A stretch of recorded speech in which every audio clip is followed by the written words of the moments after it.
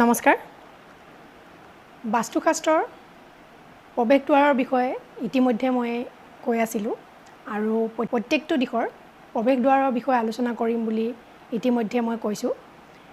আজি বাস্তুশাস্ত্ৰৰ পূব দিশৰ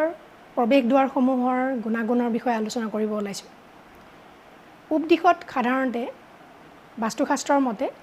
8খন প্ৰৱেশদ্বাৰ হোৱাৰ সম্ভাৱনা থাকে কিন্তু তাৰে মাত্ৰ 2খন প্ৰৱেশদ্বাৰহে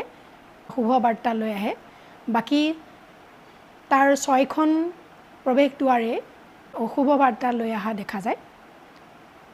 এতিয়া আহিছোঁ সেই 8খন দুৱাৰ কি আৰু তাৰ প্ৰভাৱসমূহ কেনেকুৱা প্ৰথম দুৱাৰখন হৈছে E1 এই E1 খন হৈছে পূব দিশৰ প্ৰথম প্ৰৱেশদ্বাৰ এই প্ৰৱেশদ্বাৰখনৰ গুণাগুণ হিচাপে ই অশুভ ফলাফল লৈ আহে পূব দিশত E1ত প্ৰৱেশদ্বাৰ থাকে তেনেহলে সেই ঘৰখনত অগ্নিকাণ্ডৰ মানে সূত্ৰপাত হোৱা দেখা যায় জুই লাগা বা অগ্নিকাণ্ডৰ সূত্ৰপাত হোৱা কিবা জ্বলি যোৱা তেনেকুৱা ধৰণৰ অঘটন কিছুমান ঘটে লগতে এক্সিডেন্ট কিছুমান হোৱা দেখা যায় আৰু আনএক্সপেক্টেড লছ কিছুমানো হোৱা দেখা যায় অভাৱনীয়ভাৱে কিছুমান লোকচান হোৱা দেখা যায় নিগেটিভ প্ৰভাৱটো সেই ঘৰখনত বাস কৰা লোকসকলৰ ওপৰত পৰে ইটো হৈছে দ্বিতীয়খন প্ৰৱেশদ্বাৰ পূব দিশৰ এই প্ৰৱেশদ্বাৰখন থাকিলে গাৰ্ল চাইল্ডৰ প্ৰৱণতাটো বেছি হয় আৰু সেই ঘৰখন সাধাৰণতে মহিলা ডমিনেটেড হয় আৰু ইটো দৰ্জাখনে কিছুমান ৱেষ্টফুল এক্সপেণ্ডিচাৰ কিছুমানো লৈ আহে মানে অনাৱশ্যক খৰচ পাতি লছ সেইসমূহো লৈ আহা দেখা যায় সেইটো কাৰণে এই E2 প্ৰৱেশদ্বাৰখনো অশুভ তৃতীয়তে E3 এই E3 প্ৰৱেশদ্বাৰখন বাস্তুশাস্ত্ৰৰ পূব দিশৰ আটাইতকৈ শুভ দুৱাৰ হয় এই প্ৰৱেশদ্বাৰখনে শুভ বাৰ্তা কঢ়িয়াই লৈ আহে টকা পইচা বৃদ্ধিৰ ক্ষেত্ৰত ই শুভ ফলাফল দিয়ে যিকোনো কামতে প্ৰফিট হোৱা দেখা যায় সাকসেস বা সফলতা অৰ্জন কৰিব পাৰে সেই ঘৰখনৰ ব্যক্তিসকল যিসকলৰ প্ৰৱেশদ্বাৰ E3 পজিশনত আছে তেওঁলোকৰ ঘৰলৈ সদায় প্ৰফিট সাকসেস আৰু টকা পইচা আহাৰ ৰাস্তা সুচল হৈ থাকে এই প্ৰৱেশদ্বাৰখন আটাইতকৈ শুভ দুৱাৰ চতুৰ্থতে E4 হৈছে পূব দিশৰ দ্বিতীয়খন শুভ প্ৰৱেশদ্বাৰ এই প্ৰৱেশদ্বাৰখনে সেই ঘৰখনত বাস কৰা লোকসকলৰ মাজত সমাজৰ লগত সম্বন্ধ কৰাত সহায় কৰি তোলে গভৰ্ণমেণ্ট বা চৰকাৰী ডিপাৰ্টমেণ্টসমূহৰ লগতো কাম-কাজসমূহ সুচাৰুৰূপে পৰিচালনা বা সুচাৰুৰূপে কৰাত এই পূব দিশৰ E4 দুৱাৰখনে সুকলমে কাৰ্য সম্পাদন হোৱাত সহায় কৰে আৰু এই প্ৰৱেশদ্বাৰখনে ব্যক্তিগত লাভালাভসমূহ দৰ্শায় বা যিসকল ব্যক্তিয়ে নিজৰ লাভৰ হকে কাম কৰে বা নিজৰ প্ৰফিট বিচাৰে তেনেলোকে এই E4 প্ৰৱেশদ্বাৰখনৰ দ্বাৰা মানে শুভ ফল পাবলৈ সক্ষম হয় এই E3 আৰু E4 হৈছে পূব দিশৰ শুভ প্ৰৱেশদ্বাৰ পঞ্চমতে E5 এই E5 প্ৰৱেশদ্বাৰখনৰ গুণাগুণ সাধাৰণতে অশুভই হোৱা দেখা যায় এই প্ৰৱেশদ্বাৰ যিসকল ব্যক্তি ঘৰত থাকে বা E5 যিসকল ব্যক্তি ঘৰত পূব দিশত প্ৰৱেশদ্বাৰ আছে বুলি ভাবে কিন্তু আচলতে এই E5 প্ৰৱেশদ্বাৰখনে তেওঁলোকক নিগেটিভিটি দিয়ে কেনেকৈ এই E5 প্ৰৱেশদ্বাৰখনে শৰ্ট টেম্পাৰ বা খুব তৎক্ষণাত খং তোলাৰ এটা মনোবৃত্তি গঢ়ি তোলে সেইটো কাৰণে এই প্ৰৱেশদ্বাৰ থকা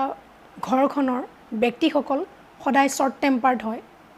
অলপ কথাতে খং উঠে তেওঁলোকে আনক সহ্য কৰিব নোৱাৰে বা তেওঁলোকে যিকোনো এটা কথা বিবেচনা কৰাৰ আগতে তেওঁলোকৰ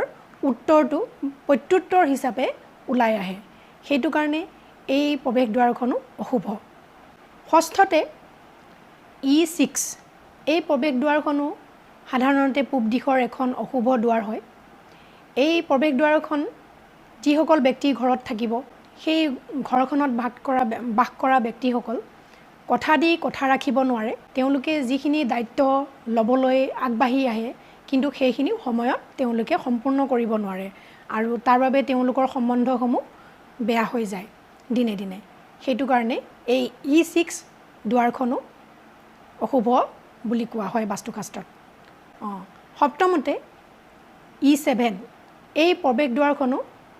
অশুভ বাৰ্তা লৈ অহাই দেখা যায় এই প্ৰৱেশ দুৱাৰ যিসকল ব্যক্তি ঘৰত থাকে সেই ব্যক্তিসকল সাধাৰণতে আনৰ প্ৰতি সহানুভূতিশীল নহয় তেওঁলোক সদায় কঠোৰ মনোভাৱৰ হোৱা দেখা যায় কঠোৰ মনোবৃত্তি হয় তেওঁলোকে যিকোনো এটা কথা ক'বলৈ তেওঁলোকে কুণ্ঠাবোধ নকৰে আৰু আনক সহায় কৰাৰ মনোভাৱত তেওঁলোকৰ মন নাথাকে বা মন আগ নাবাঢ়ে সেইটো কাৰণে সমাজৰ পৰা তেওঁলোক সদায় অৱহেলিত হৈ থাকে বা তেওঁলোকে সমাজৰ লগতো প্ৰিয় হ'ব নোৱাৰে E8খন হৈছে বাস্তুশাস্ত্ৰৰ পূব দিশৰ অষ্টমখন দুৱাৰ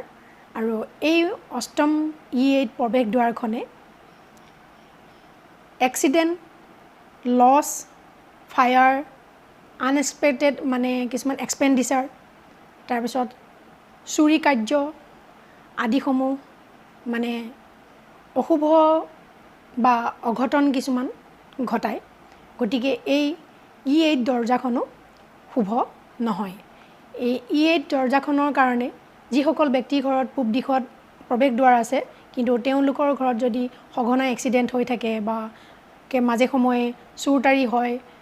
বা কিছুমান লছ টকা পইচা লছ হয় আনএক্সপেক্টেডিচাৰ কিছুমান হয় আৰু প্ৰফিটৰ মুখ তেওঁলোকে দেখা নাপায় তেনে ক্ষেত্ৰত বুজিব যে এই E8 প্ৰৱেশ দুৱাৰখন তেওঁলোকৰ ঘৰলৈ অশুভ বাৰ্তা এইসমূহ লৈ আহিছে গতিকে অতি সোনকালে এই অশুভ প্ৰৱেশ দুৱাৰসমূহৰ বাস্তু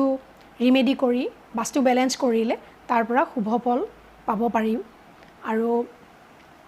ইয়াৰ যিমানবোৰ নিগেটিভ প্ৰভাৱ আছে সেইবোৰ সাধাৰণতে স্থবিৰ হৈ যাব আৰু আমি জীৱনত আগুৱাই যাবলৈ সুবিধা পাম গতিকে বাস্তুশাস্ত্ৰ এটা এনেকুৱা বিষয় যাৰ দ্বাৰা আমি আমাৰ ঘৰখনৰ লগতে নিজৰ পৰিয়ালৰ আৰু সমাজৰ ব্যক্তিসকলৰ লগত আমাৰ সম্বন্ধসমূহ শুভভাৱে গঢ়ি উঠাত সহায় কৰি তোলে সেইটো কাৰণে আমি বাস্তুশাস্ত্ৰক মানে মানি চলিলে বা বাস্তুশাস্ত্ৰৰ কিছুমান বিধি বিধান মানি চলি যদি আমি ঘৰ নিৰ্মাণ কৰোঁতে বা ঘৰ নিৰ্মাণ কৰা বা বসবাস কৰা ঘৰসমূহ যদি আমি বাস্তুশাস্ত্ৰৰ মতে সজাই পৰাই ল'ব পাৰোঁ তেনেহ'লে আমাৰ জীৱনত সদায় শুভ বাৰ্তাই অহাৰ সম্ভাৱনাটো আটাইতকৈ বেছি পৰৱৰ্তী সময়ত মই ইয়াৰ পিছৰ দিশটোৰ বিষয়ে আলোচনা কৰিম আজিলৈ আহিছোঁ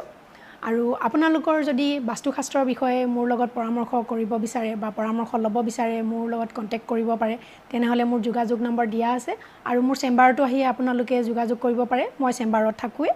আজিলৈ আহিছোঁ ধন্যবাদ